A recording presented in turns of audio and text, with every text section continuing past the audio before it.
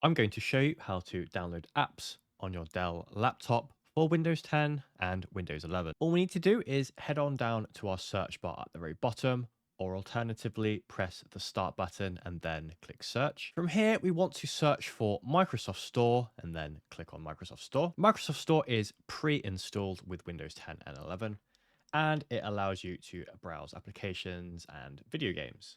So on the left, if we click apps, we can see there are multiple different categories. So you can browse via that way, or you can look at the must-have free apps or best-selling apps. Again, it's important to remember that not everything on the Microsoft Store is free.